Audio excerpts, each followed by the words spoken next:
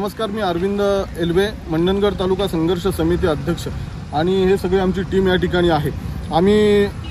28/7/2025 ला मंडणगड तहसील कार्यालयामध्ये तहसीलदारांना निवेदन दिलं होतं की जो राष्ट्रीय महामार्ग आहे राजेवाडी ते आंबडवे या राष्ट्रीय महामार्गाची दुरावस्था झालेली आहे आणि ही दुरावस्थामुळे इथला शेतकरी वर्ग असेल, दूध व्यावसायिक असेल किंवा इथले नागरिक असतील त्यांना मोठ्या प्रमाणात त्या खड्ड्यांचा त्रास सहन करावा लागतो आणि याच्यासाठी वारंवार पत्रव्यवहार करून सुद्धा अमरण उपोषण करून सुद्धा इथले जे शासन प्रशासन आहे आणि याच्याकडे दुर्लक्ष केलेलं आहे। म्हणून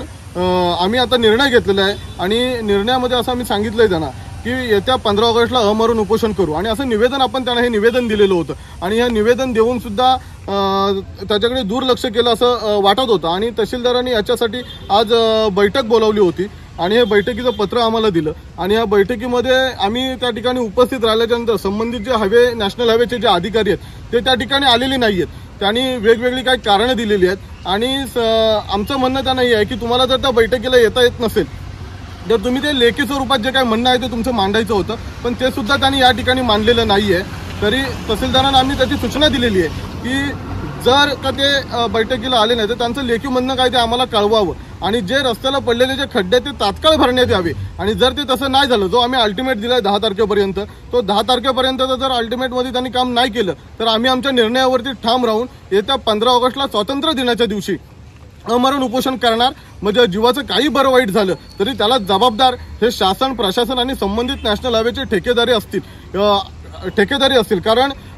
गेले 3 ते 4 वर्षांमध्ये या रस्त्याचं काम अद्याप पूर्ण होत नाहीये। आता ह्याच्याकडे जिथले जे स्थानिक जे प्रतिनिधी आहेत, लोकप्रतिनिधी आहेत, ह्यांनी सुद्धा लक्ष देणं गरजेचं होतं, पण स्थानिक प्रतिनिधींनी सुद्धा याच्याकडे लक्ष दिलेलं नाहीये। आता यामागे काय कारणं असतील ही कारणं आम्हाला शोधावी लागतील कारण प्रत्येक वेळेला असं होतं की